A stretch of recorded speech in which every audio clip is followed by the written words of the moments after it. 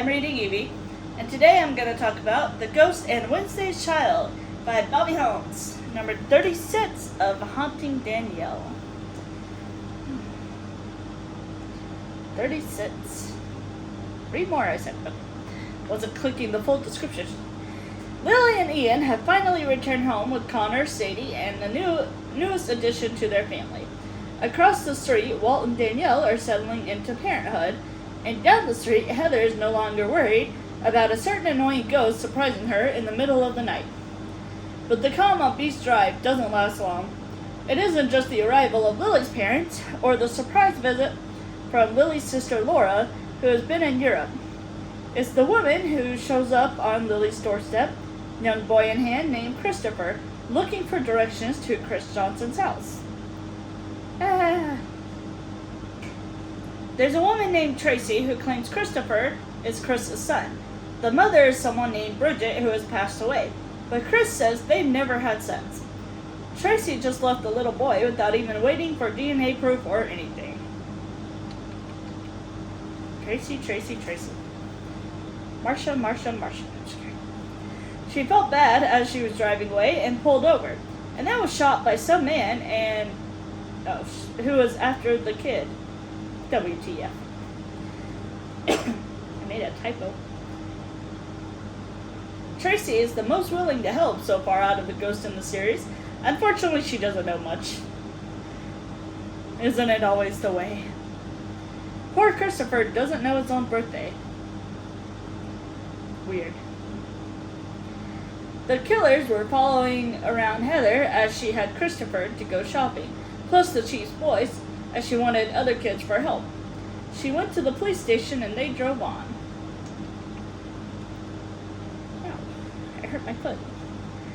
Laura seems like she might still have PTSD from the whole Charlie situation, which, go figure. Or the Sting guy she was seeing isn't that great either. Either one. If only I had punctuation in my sentences. Bridget's dad died, then 6 months later her mom died, then 3 months later she died. Suspicious. Who was after this boy so badly? Or it might be unrelated. The killers were trying to kidnap Christopher from Chris's yard when Honey said nope. She put herself in between her and the kid and was letting the killers know she meant business. She was just like, no. All their hair was standing up, it said, and she was just barking at them, and they finally just sped off. Didn't work that well. They left town and blew up the car.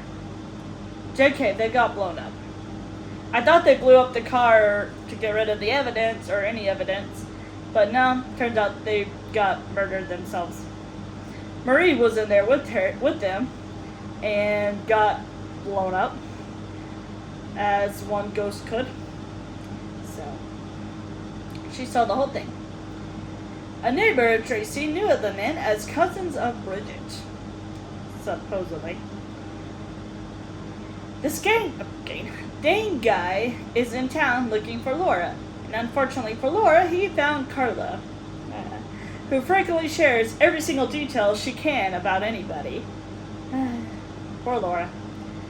So Dane is a stalker, basically. He put some tracking app on Laura's phone, so she dished it onto a moving train and got a new number to get away from him. Laura is still saying he's a great guy. Whatever. To each their own, I guess. The killers were planning on drowning poor little Christopher after one of them announced that they went to hell.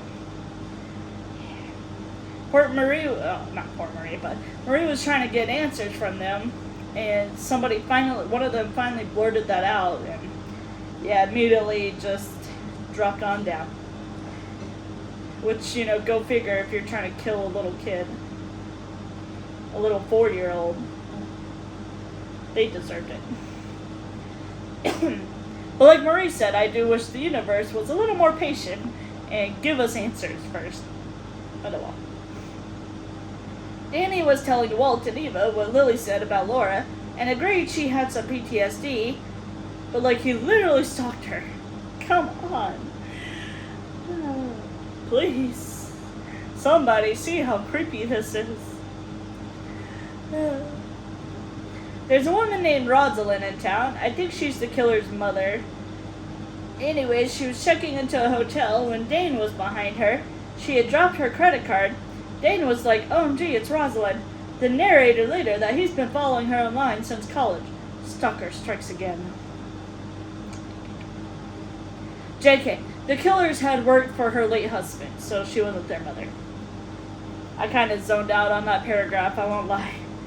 But they explained it later, so I was like, okay.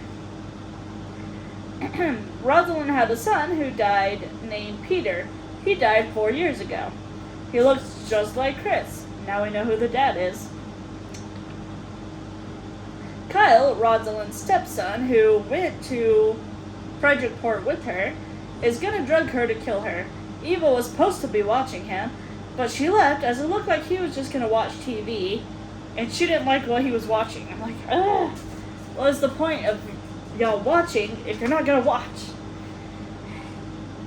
He forgot to lock the door, so Dane ended up finding her as she cried for help.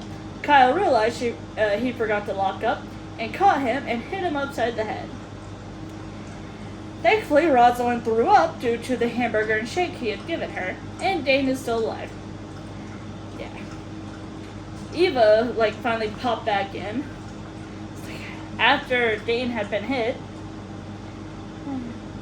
Rosalind's first husband was Dane's father. So it's not really a stalker. Okay, I'll give him that on that. Peter was his half-brother, making Christopher his nephew.